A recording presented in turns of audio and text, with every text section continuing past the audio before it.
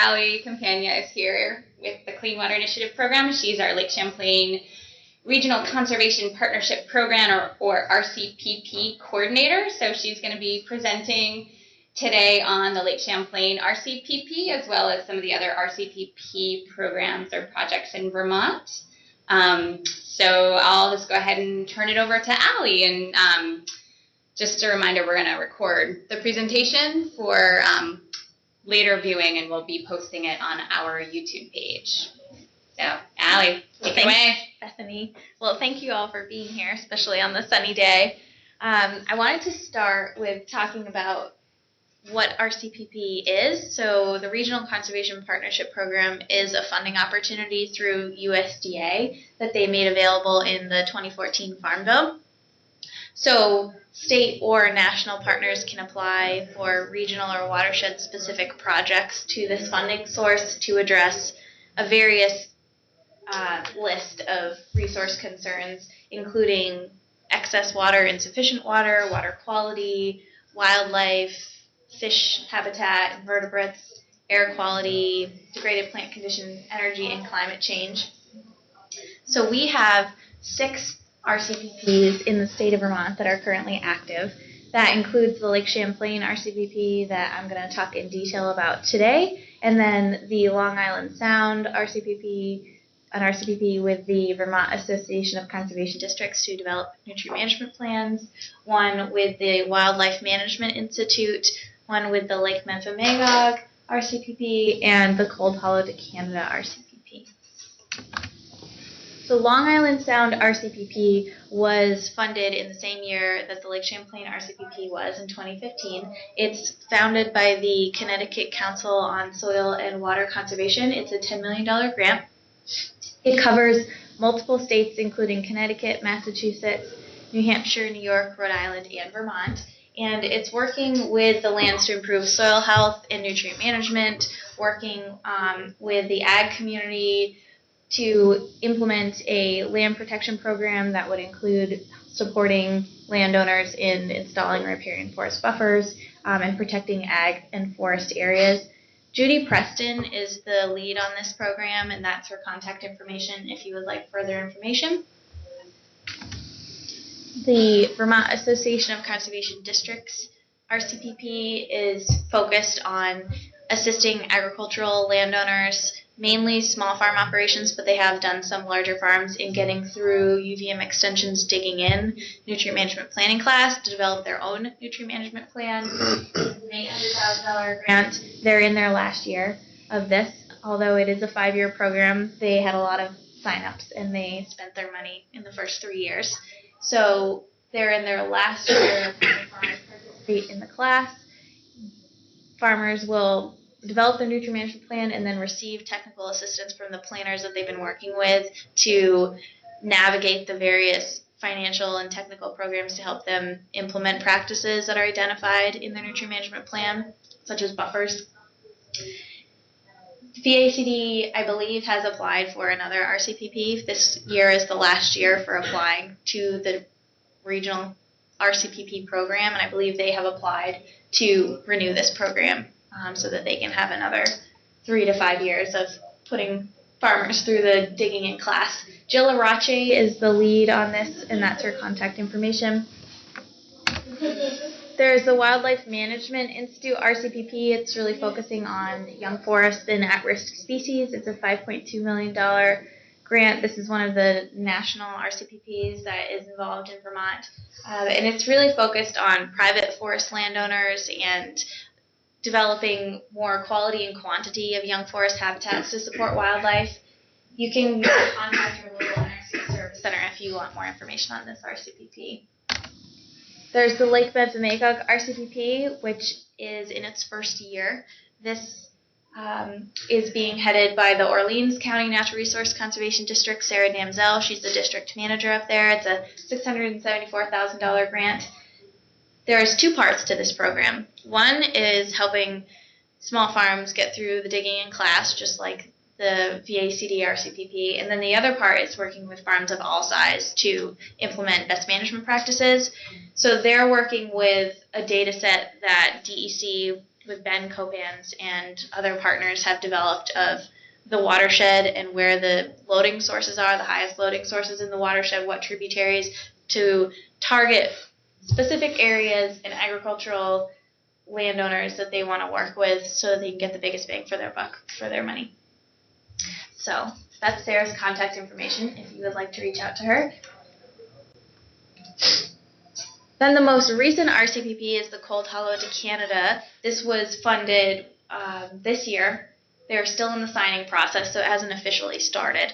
But they are looking to expand their Cold Hollow Woodlots program, which is currently working with private forest landowners in Enosburg. They want to expand it to 50 landowners and about 8,000 acres, and also include lands in Richford and Montgomery.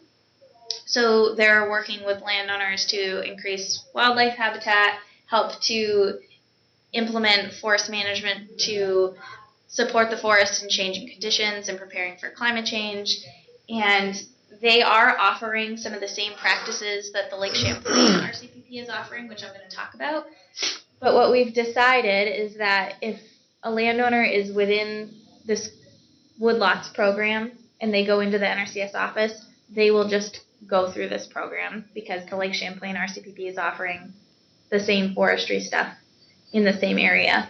So we've had to be strategic with partners about how we're going to navigate landowners as they come into the office. But Bridget Butler, the bird diva, is the contact for the Cold Hollow to Canada RCPP. So before we dive into the Lake Champlain RCPP, I just want to talk a little bit about why we chose to focus on the Lake Champlain Basin.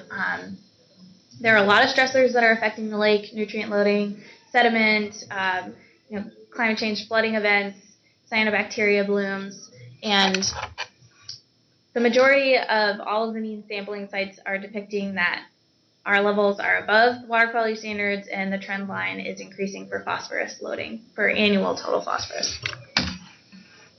So we gathered over 25 partners together to apply to this national RCPP in October of 2014. We applied for $20 million, and in April of 2015, we were awarded $16 million. With our 25 partners, we're also providing $20 million of significant contribution in addition to that. And our focus is to help landowners in the Lake Champlain Basin of Vermont and New York invest in water quality practices. So Vermont and their partnerships is not a unique or new thing, but it certainly is large and strong and has been ongoing for a long time. So we're just building on that momentum, and we include federal and state partners, nonprofits, dairy cooperatives, watershed groups, farmer groups, educational institutions, cities and towns, lenders, really a diverse group of partners. This is an image of all of our partners. I think this is my favorite slide that I have. Can you leave that just for a second?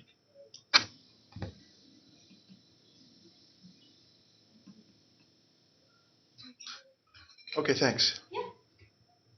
So our goal, we want to help landowners understand the regulations that are out there and how they're connected with water quality. We want to help increase the number of landowners that are in compliance with those regulations, as well as increase the number that not only meet the regulations but are interested in going above and beyond, such as with the new Vermont Environmental Stewardship Program. We're also hoping to increase our partners' knowledge about water quality issues, as well as the resources that are available to help landowners and what solutions might be available. So we are also looking to develop sustainable long-term working relationships with our partners, which we certainly are doing very well in this program, and also improve business viability on farms and helping farm producers understand the connection between business viability and water quality. Our deliverables include providing technical assistance as well as financial assistance for installing best management practices on farm and forest lands. We are working to develop whole farm conservation plans and improving forest trails and landings, stream crossings, and riparian forest buffers on forest lands. We are also funding agricultural easements and wetland easements, including restoration and an incentive payment, which I'm going to talk about in a little bit. We are providing extensive outreach And we will be conducting water quality monitoring to see what is the outcome of these practices that we're funding. So as I mentioned, it's a 5-year program. It began May 1st, 2015. So we just celebrated our 2-year anniversary. We have 3 years left.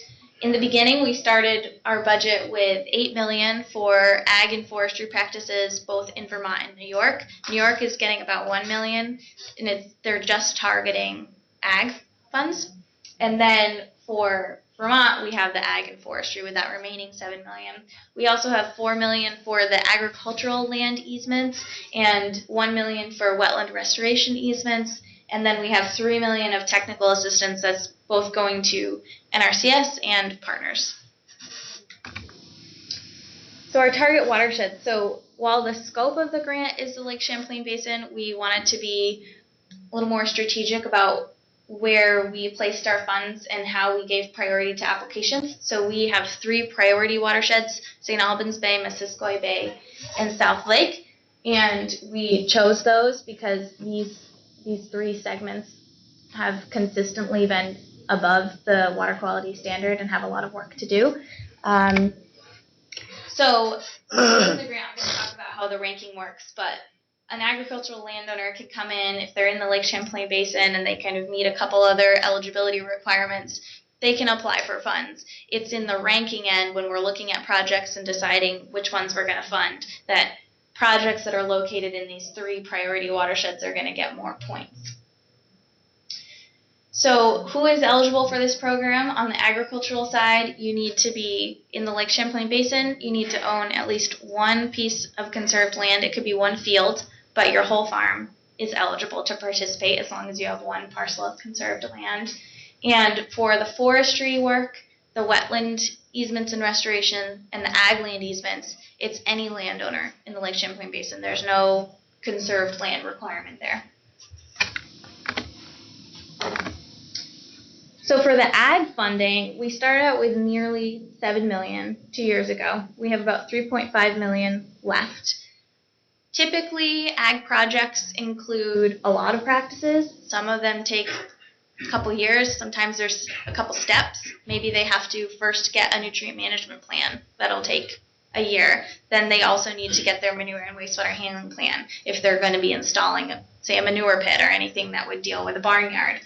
So while a producer might come in, sign up, get funded, and get a contract in 2017, they might not be done installing everything in that contract till 2019 or 2020. So keeping that in mind and trying to plan ahead for this grant, we really want to commit all of our funds in this next year to projects so that we can spend the remaining years installing them.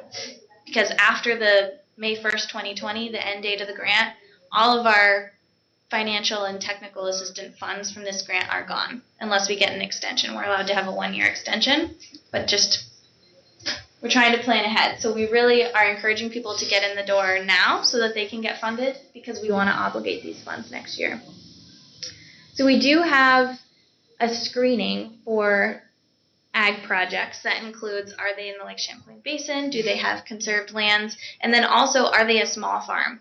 Traditionally, MFOs and LFOs have had permits for quite a few years. They've been able to go into USDA and say, I need to do these things to meet my permit, and they've been funded and they've had access to those resources for a long time. With the new RAPs, a lot of small farms are coming into the fold and finding that they need to meet a higher level of standard maybe than they were used to. So we really wanted to prioritize our funds to assist these historically underserved producers like the small farms. So while any size farm can apply to the Lake Champlain RCPP, we are not excluding. In our screening, if they are a small farm, they're a high priority and they move forward. If they're a medium farm or a large farm, they're low priority, and essentially they get kind of put into a holding spot until we've addressed all of the small farms in the Lake Champlain Basin, which is unlikely.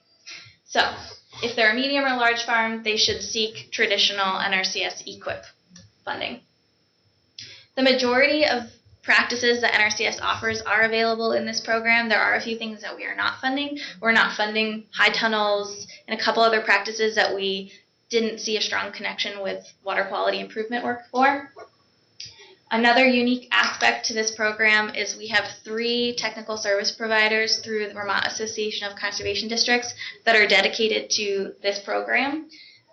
We're having them act as case managers for the projects. So what we've heard from the agricultural community in the past is that when I'm trying to navigate these programs, I've got a lot of different people coming out to my farm. It's confusing.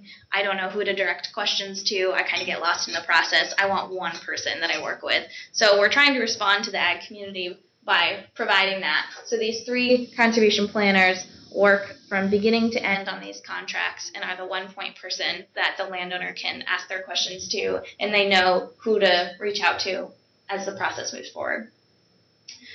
So our primary goal is to fund high priority projects in those 3 watersheds with the greatest potential for water quality improvement.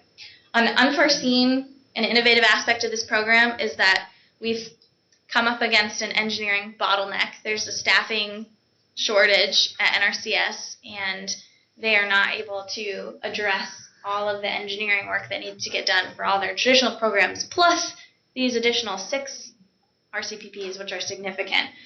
So what we've done is DEC has contracted with 3 active engineers at the moment to do this work on retainer. So whenever we get an ag or a forestry project that needs engineering support, I work with NRCS to contract that out with these engineers. It doesn't look any different for the landowner in the process, other than that there might be 1 or 2 more visits to the farm to bring the engineer out there, but it doesn't cost the landowner anything extra. It's the same process from their end. So these are the 3 planners. We recently had the South Lake planner transition into a position with a partner organization, but the job is posted, so we hope to have someone on in early July. So for the forestry best management practices, we have about $140,000 left. As I mentioned, we're going to be funding water quality related practices, so we are only funding forest trails and landings, stream crossings, riparian forest buffers, and mulching. Traditional apple tree release and wildlife practices can be funded through traditional EQIP or potentially through the Cold Hollow to Canada RCPP, but our focus is water quality. There's technical assistance available. We have 2 foresters, Hannah Dallas in the South Lake and Emily Potter in the North Lake, who are providing all the technical assistance for these projects. And then there's the Forest Parks and Rec Watershed forester, Dave Wilcox. He's a great resource if you have any questions as well about forestry practices in the Lake Champlain RCPP. So this is a picture from a press release we have available of the first RCPP project that went in. This was using the forest trails and landing practices. There were a couple stream crossings that were improved and forest trails that were improved. And if you are interested in that, we can make that available. It is on the web. This is our second practice that is closed. This was at a 10,000 tap sugaring operation in Bolton. It included 2 timber bridges as well as about nearly 3,500 feet of forest trails improved. This was I visited this site a couple times. It's a very steep and challenging site, but it's seeding down well, and the landowner is quite happy. So this is the contact information for those 3 technical service providers that I mentioned. So for the Agricultural Conservation Easement Program. So the way I like to think about this is that under the Lake Champlain RCPP, we have kind of 2 pools of funding. There's forestry and agricultural funding, and then there's easements, which includes ag land easements and wetlands. So for the agricultural land easements, we had nearly $4 million to start with. We have about $1.8 million left. Those 3 planners that I talked about before are providing technical assistance to the landowners in this process in combination with our conservation partners like VLT and VHCB. So those planners are helping to develop the ag land easement ale plans that are required for these projects. Per the 2014 Farm Bill, they said we would like to see a stewardship plan with all new agricultural land easements. This isn't something they've done in the past, but it's something that we're doing now. And these plans are site specific, and they promote the long-term viability of managing the natural resources of the site. And I'm going to talk a little bit about which projects we've closed on. So we've had 5 projects closed. We have an additional 6 that have funds committed to them, and they're moving through the process. And then we have 4 more that are being proposed for funding at the end of this month. We have first the Marquee Farm, which was a 124-acre hayfield that was conserved and included 14 acres of restrictions along 2 tributaries to the Mud Creek. Then the Randall Farm in Lowell, which was 212 acres. It included 20 acres of forested wetlands with a protection zone and 50-foot buffers along the Missisquoi. They are a grazing operation. There's the Shapit Farm in Troy, which conserved a 208-acre parcel. There were wetland restrictions and buffers along the J branch of the Missisquoi. The Bryant Farms Pollitt recently closed, so this was a 172.5-acre farm. It included a 20-acre gravel pit that was converted back to corn, and as well as a cornfield that was converted into hay. It also includes 50-foot no-cut buffers on 2 wooded wetland areas and protection zones along the Beaver Creek, which is going to be great for enhancing the Meadowee River water quality. Most recently, we have the Cleveland Farm in Pollitt. This was 99.8 acres, but that's in addition to 2 other easements that they've done in the past, so they have a pretty large block of conserved lands. They included about 4,800 feet of protections on streams and associated wetlands, and this piece also, in combination with the pieces that they've done before, connect with the Nature Conservancy's North Pollitt Hill and Natural Area. So for the wetlands side of easements, we start out with nearly $1 million. We have 417,000 left. So how this program works is NRCS will identify areas where maybe historically it was a wetland, but it was converted for agricultural use and stayed in agricultural use for a long time. So a lot of times these are considered prior converted, and they are exempt from some wetland rules. If they are prior converted, they can be actively farmed. But a lot of times they don't produce well. They're wet, they're hard to get out on, and it's lucrative to get paid for this land that maybe isn't that productive. And so a landowner can work with NRCS through this program to get paid to take that land and put it into a wetland easement. Also, all of the restoration costs for this project are covered under this program. And then, as significant contribution to this grant, DEC is providing above and beyond cash incentive payments to landowners who are in the Lake Champlain Basin and have a wetlands reserve easement project. And I'm going to talk a little bit about how we determine that.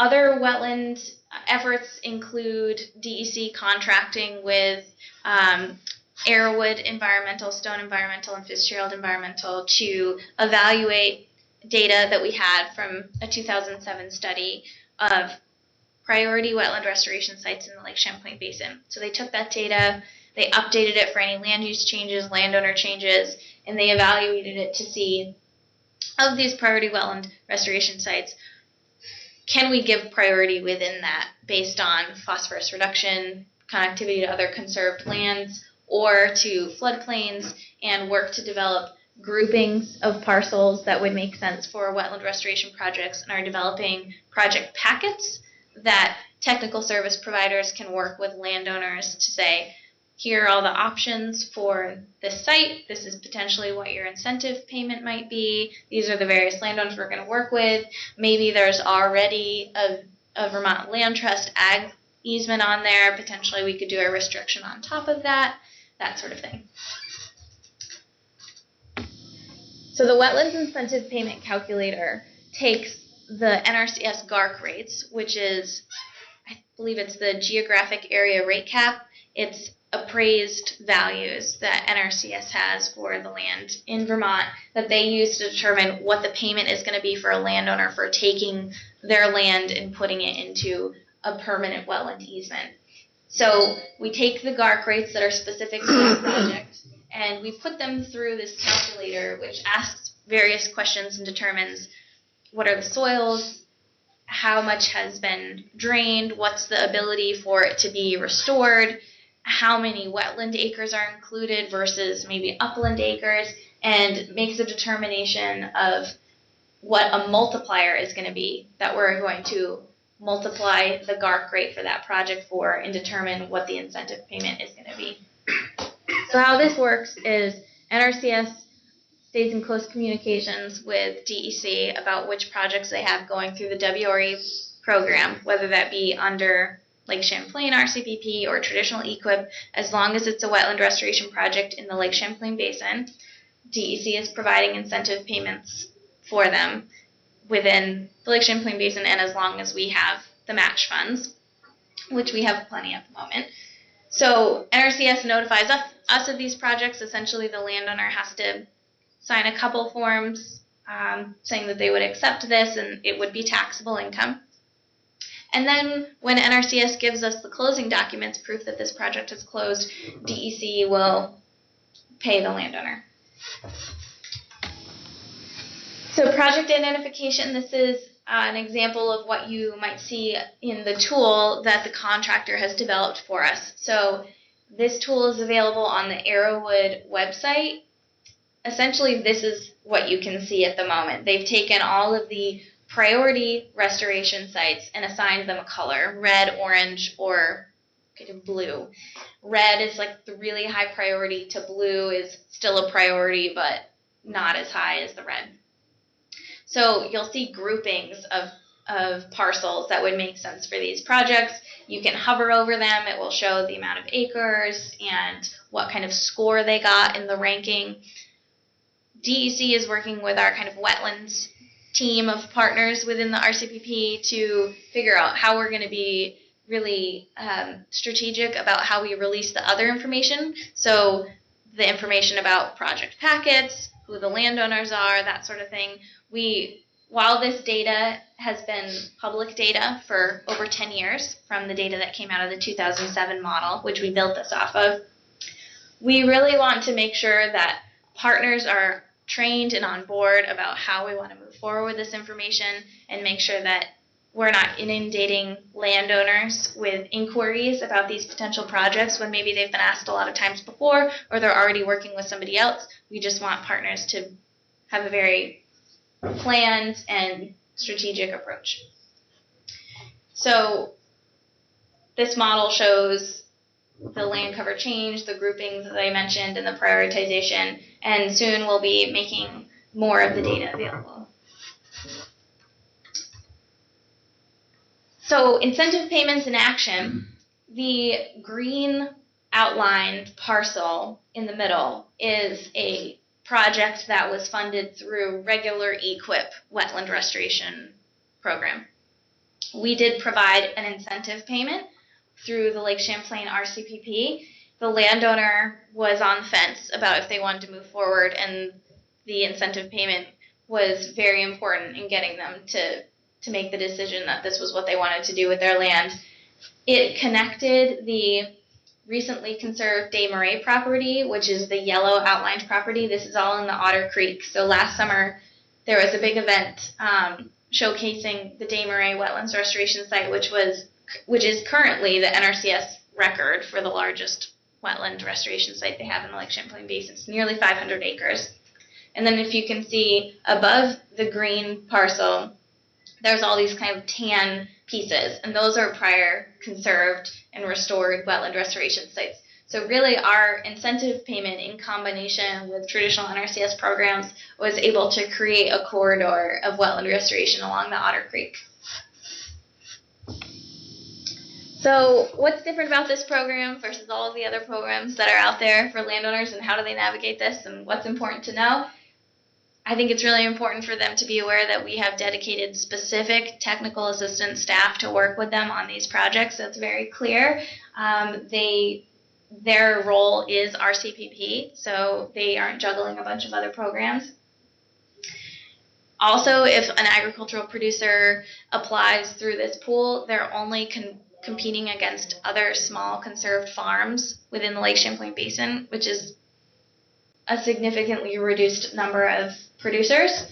there's the RCPP specific ranking criteria. So I talked a little bit about this already, but essentially when a project comes in, someone signs up for NRCS, they fill out their application, they do the screening, if it's for ag, are they in the Lake Champlain Basin, are they a small farm, do they have conserved lands, and then they kind of go forward through this project planning process of initial plans for what they want to do are drawn up, and then there's ranking where there are questions that are asked of the project, like, is it in one of the high priority sites? Does it improve soil health? Does it mitigate a water quality resource concern? So we have developed these specific questions for Lake Champlain RCPP, which have a water quality focus. So that makes this a little bit different. Additionally, Agency of Ag has committed as their significant contribution to this program that RCPP producers applying for ag practices can get up to 90% cost share in addition to the NRCS funds. So they would go to the NRCS office, they would sign up for the Lake Champlain RCPP, they would also sign the Agency of Ag Best Management Practice Program application, and they would essentially get up to 90% cost share. This is dependent on them getting their application in the beginning, though, because Agency of Ag is not only committing funds to this, but they've now also decided to provide up to 90% cost share throughout the state of Vermont in combination with NRCS funds, as well as providing up to 75% cost share for projects they solely fund. So it's really important that producers understand that if they want to access these financial resources, they need to be communicating with a technical resource provider upfront and make sure that all organizations know that their application is in and that they're interested in moving forward because it's as funds are available. So the ranking criteria, as I mentioned, talks about the priority watersheds. Is it a small farm? Are they addressing resource concerns on fields with high erosion or very high erosion risk potential? What's the diversity of the practices that are they including? Really, we want to address resources on the whole farm. So applications that only include addressing one natural resource concern are going to get less points than if somebody's addressing everything that they need to do on the farm. Certainly, we want to include cropland management and buffers. So something new that we've done that is different than traditional programs is this threshold ranking. So essentially, in traditional EQIP, they would go through and there's kind of these batching periods of this is the time that you have to sign up, and then there's a bunch of planning that happens, and then at this date, that's when the screening happens, and then we wait, and then at this date, that's when the ranking happens. But we wanted to move producers through this program as quickly as possible. And so what we've decided is that there's a certain score. If you meet this threshold, the RCPP planners that are working specifically on this program will take your application as soon as it comes in, move through it, rank it as soon as they can, and if it meets however many points, then your project is automatically pre-approved and you're ready to move forward. You don't have to wait for any batching periods. If you get below that score, then you'll just wait for the next batching period and we may decide to fund even more projects and bring that score down. But we've gotten really great feedback from NRCS partners that they like this model. They hope that they can expand this model to traditional EQIP. They're able to just move practices and projects forward as quickly as possible. So that's been a really positive benefit. So there are some outreach materials available. I didn't include on this slide that we have a new RCPP page on the DEC website. It's under the Clean Water Initiative program. We also have a general handout that talks about all of the offerings under this program. We have one specifically for forestry, and we have one specifically for agricultural producers who have conserved lands that are going to go through this. Additionally, we have the press release I talked about that's available, and certainly there's a lot of regular NRCS materials that are available on their webpage. Other helpful materials include a webinar from two winters ago, last winter, There's a frequently asked questions document on the NRCS webpage. There's this flowchart that I've created that I think I've certainly developed this for partners who are in the process of moving projects forward. It is pretty intense, but it does help to get a sense of what's involved in installing practices on the ground with federal funds. So that can be helpful. There is a cost share document that was recently updated by Agency of Ag to reflect their new offerings for additional cost share. That's on their website. And upon request, there's a flow chart for the ag land easement process and how that moves forward. So innovative aspects of this program includes the intense direct technical assistance for small farms. It includes the wetlands incentive calculator and increasing partnership and coordination with all of our supporting organizations. It includes this case manager approach and the Vermont Environmental Stewardship Program, which is a program that Agency of Ag has launched. It's a pilot program currently. It's helping producers go above and beyond regulations. So they're accepting applications. It's an open application process right now. They're looking to get 10 to 12 farms to go through this program. Currently they have 5, so spread the word. Unforeseen aspects of this program. I have been very surprised at the level of commitment of our partners. It's above and beyond what they said they would do in their commitment letters. Certainly we have partners that have met their commitments of what they said they were going to do, and they're like, we just want to keep going. We're motivated by this, and we stand behind this, and we're going to keep going. So that's been great. We've also been able to get new partners who are interested in being a part of this process. We've created all these flow charts. There's certainly been opportunities for improved efficiencies. We've applied lean tools to the ag land easement process. We had a 3-day lean event last winter where we brought in our federal partners, our state partners, everybody that's involved in ag land easements, and we mapped it all out and created a more efficient process. And our conservation partners have been very diligent about installing everything that we talked about. So this is our first 6 months of that new program since there's been major changes, and it certainly has helped to move projects forward through the process a lot faster, which is great because generally ag land easements take 2 to 3 years to complete. So the important things to know is that this is a limited time program. While it's 5 years, we want to obligate the funds. We're pushing to obligate all those funds in the next year, so now's the time to sign up. I think it's important to know about these technical resources and utilize them. They're non-regulatory. Help all of these farms that maybe it's new to them that they need to be in compliance. They weren't familiar with these rules. Bring them into compliance. Certainly the wetlands incentive payment is something new, and we're offering it as we can. I'm not sure if this is something that will continue beyond the scope of this grant. And also I would mention that we want to be addressing all lands, not just the conserved lands. So encouraging producers that, yes, this is a conserved piece and this gets you in the door. We really want to see you implementing whole farm planning. And my final remarks are that we continue to be enthusiastic and motivated to move forward with this program. It certainly has evolved and doors continue to open, and we continue to find ways to improve and be of better service to the public and the landowners that are participating in this program. So thank you. Thanks, Alli. Open it up for questions.